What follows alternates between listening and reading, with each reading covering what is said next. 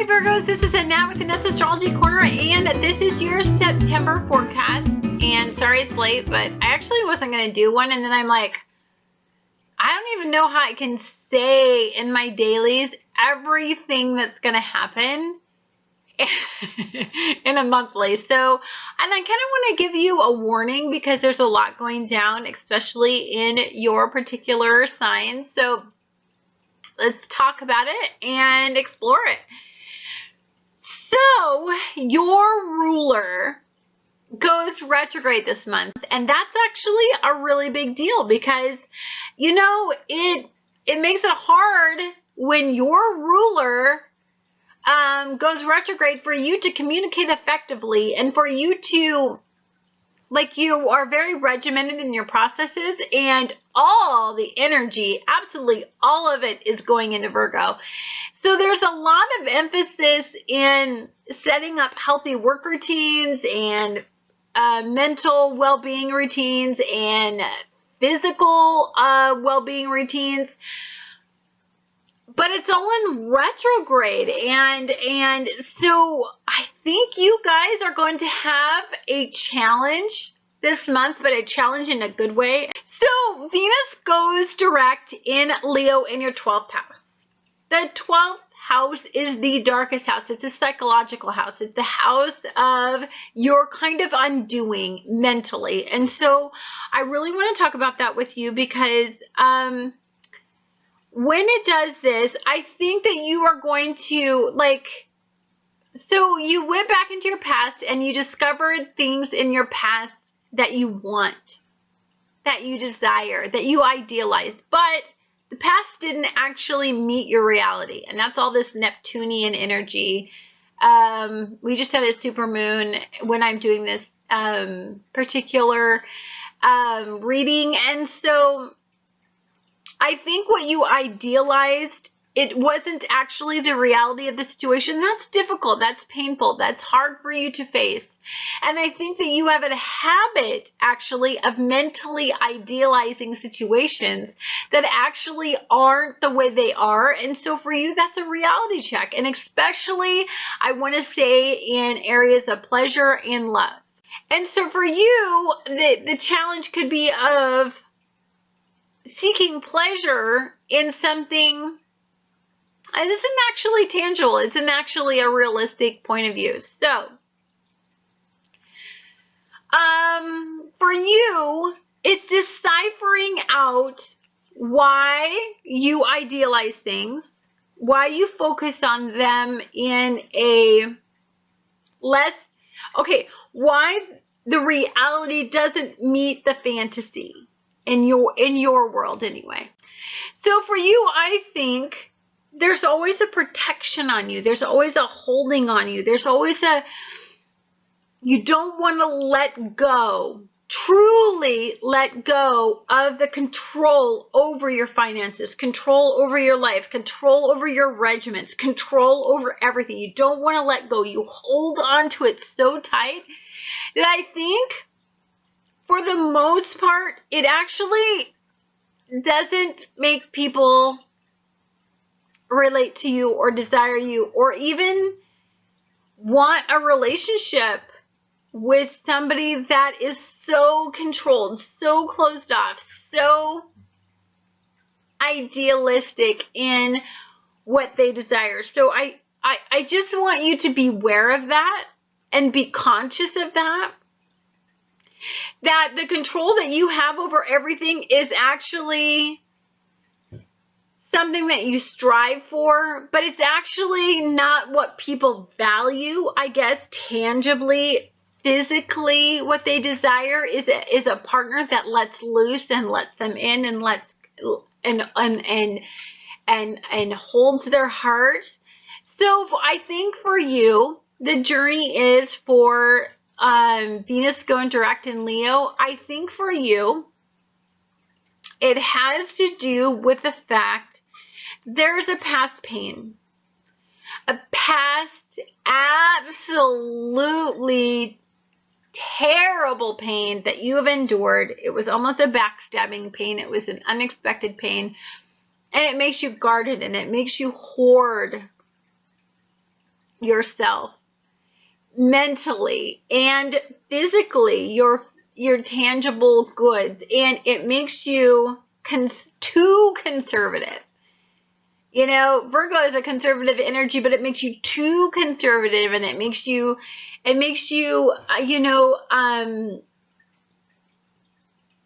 not open enough, not warm enough, not nurturing enough to invite somebody into your heart.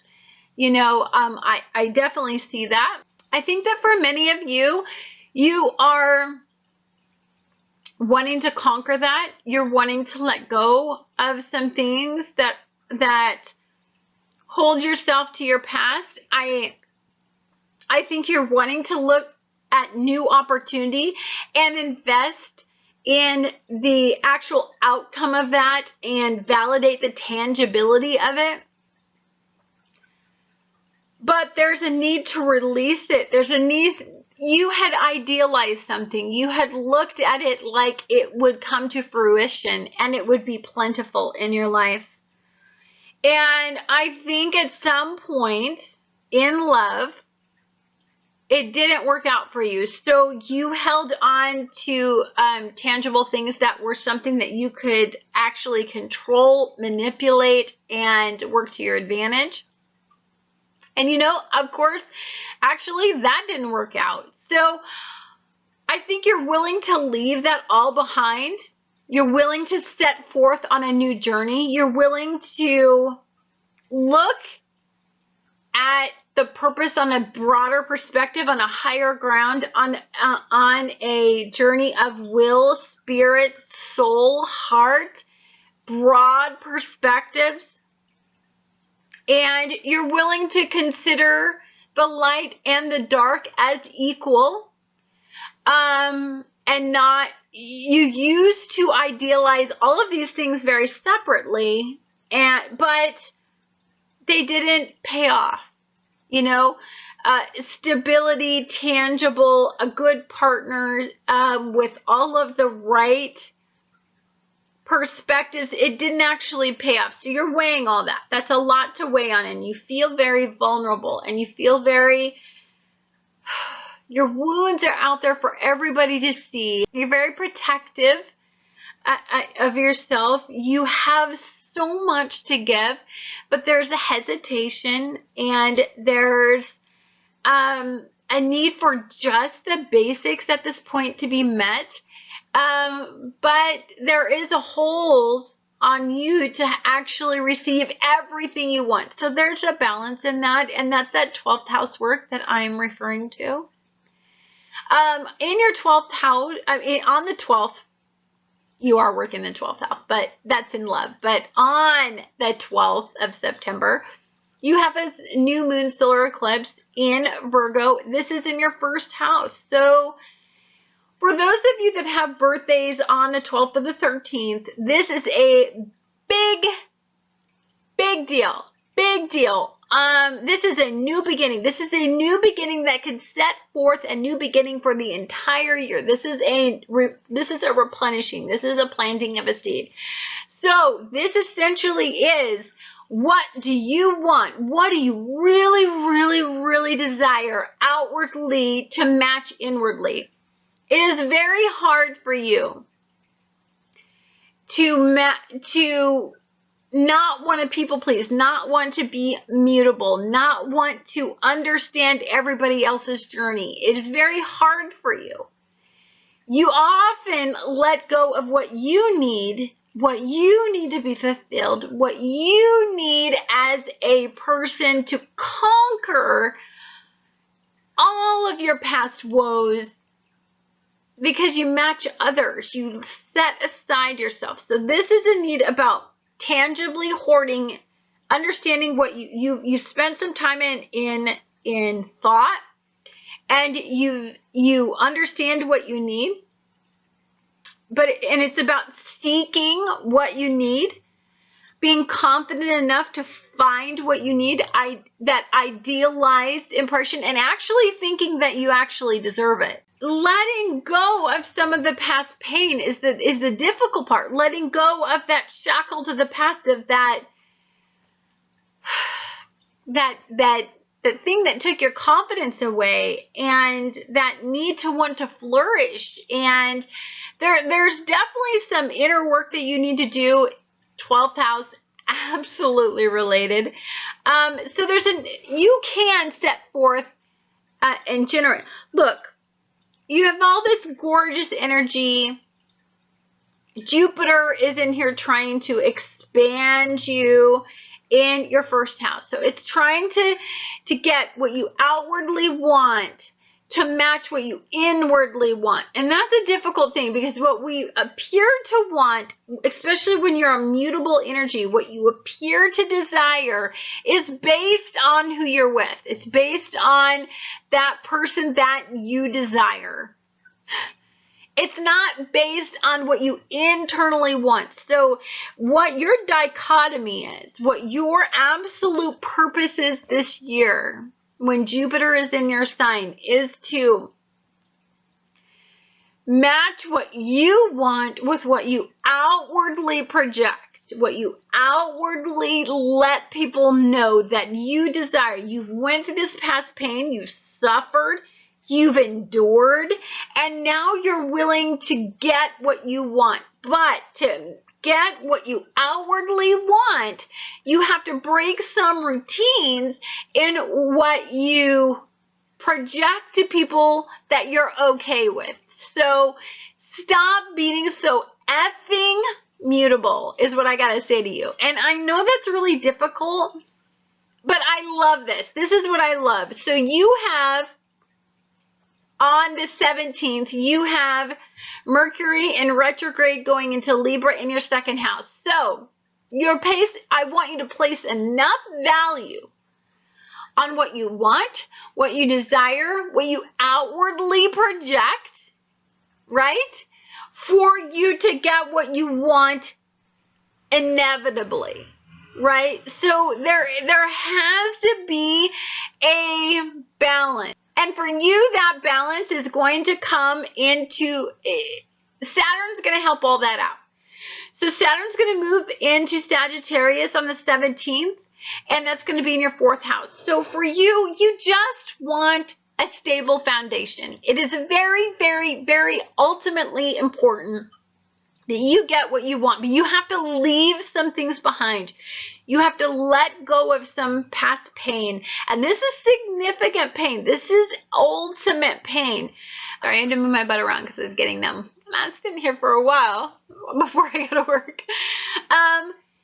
So you have to let go. You have to let go of this idealistic look that you had on home and family, and of this scenario that you had of like creating the ultimate image of like pure euphoric happiness. And because you were backstabbed in it, somebody had essentially probably said that they valued you, said that they idealized you in the way that you wanted, and then they essentially backstabbed you and took away all of that support system that they said that they had for you. And that's really difficult to live with, and that's really difficult to endure. But look, the bottom line is you're willing to overcome it. You're willing to let all of that, be in the background. It is a foundation. It's some of your learning experience. You're willing to look toward a new beginning. You're willing to look toward letting it go, a closure, an ending to the suffering that you endured. And you're willing to seek a new beginning, and it is going to be plentiful. You're willing to work hard, and you're willing to seek simple pleasures, and you're willing to let this experience humble you. And in turn, that will give you the desired stability that you so freaking desperately, ultimately seek in this month. Like you need it so bad, baby. You just do. And so on the 17th, when Mercury goes into retrograde in your second house, it is about defining your value. It's about defining how you feel about yourself. It's about defining how others see you, and you're willing to fight and you're willing to redefine yourself, and you're willing to stand up to those of you that don't see the inner balance, and you're willing to seek inner balance. So for many of you, you have this idealistic view, but you're willing to consider both sides always, because you're mutable. You're a mutable energy, and there's a lot. And Jupiter is expanding and allowing growth internally in your universe, in your sun, in your first house, in your 12th house. It's getting your unconscious realm on board with your absolute conscious realm. This is a big deal for you. This is a game-changing month, absolutely redefining how you see yourself, but it's shedding light on the darkest parts of you. And for you, that happens on the 27th of September. That is in Aries. So this is talking about your ego. This is talking about how you absolutely define yourself. This is a death of ego and a rebirth of new ego. This is about accumulating all your past pain, about moving forward, seeing a new journey. This is about setting new objectives. This is about valuing all of the right things. This is about conquering past fears, and this is about progression and balance. You are in for a major transformation this month, a death to old ego and a regeneration to new ego. This is about flourishing. This is about taking your passion and making it a forward movement in redefining yourself, and it is gorgeous. And in turn, by the end of this month, you are going to see how people are going to acknowledge that what is inwardly transforming is actually outwardly being expressed and transforming. This is a big month. This is a month of taking a plant that's a bud and making it flourish into an actual gorgeous rose. This is your month. This is your transformation. If you tune into this energy and you redefine yourself and not make it past based and not hoard and hide and try to don't define yourself by the pain. Define yourself by the absolute transformation of what you can be and will be. Thank you so much for tuning into Annette's Astrology Corner, and I will talk to you guys again next month.